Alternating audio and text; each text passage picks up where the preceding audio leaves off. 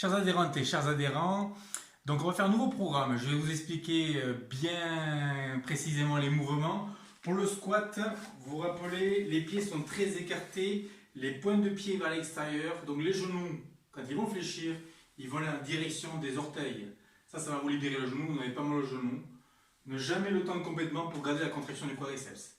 Donc le premier circuit, c'est 10 squats. On pivote sur le côté et on va descendre le genou arrière, on va le plier afin de descendre le bassin, remonter avec les deux fessiers contractés sans pour autant avancer le genou. Ici, pour préserver la rotule, on a toujours le tibia à la verticale. 10 fentes d'un côté, on pivote, on fait la même chose en face. Hop, on descend le genou arrière, on reste le corps bien droit à la verticale et 10 fentes également. Ce circuit, on va le terminer avec un passage au sol, avec les mains plus écartées que les épaules, les pieds plus ou moins écartés pour la stabilité. On serre les abdominaux, on rentre le ventre, gainage abdominal, on inspire par le nez, sans toucher le sol, on remonte en soufflant. C'est trop difficile, on a l'option plus facile, sur les genoux. C'est 10 pompes également. Le deuxième circuit, on passe sur le côté. Là, on va travailler les obliques. Donc là, pour préserver l'épaule, vous avez l'appui au sol, avant-bras et coude sous l'épaule. Les deux jambes tendues, on peut avoir l'option et le pied devant. Pour la stabilité, le nombril ira un peu plus en rotation vers le sol. Ici, il faut monter le bassin le plus haut possible pour sentir ici la région des obliques côté sol. Le bras est tendu au plafond. On va faire une rotation du buste. On recommence 10 fois. Puis, main à la taille, on descend et on remonte en soufflant. On descend et on remonte en soufflant, toujours pour travailler les obliques. On enchaîne toujours au sol. Là, on travaille les petits moyens fessiers.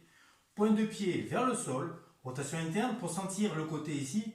Et non pas la pointe vers le plafond pour sentir le quadriceps. Et là, c'est parti pour 20 mouvements. On peut mettre la main à la taille. On peut mettre la main devant. Mais évitez de mettre la main derrière, sinon vous allez avoir une torsion au niveau du dos. Ici. On souffle par la bouche quand on monte. Nouveau circuit. Donc, les gainages au sol à plat ventre. Les bras tendus devant. Vous avez deux options. La plus facile, vous gardez les pieds au sol. Si vous avez mal au lombaire. Sinon, vous serrez vos abdominaux et vos fessiers. Vous décollez les deux jambes tendues.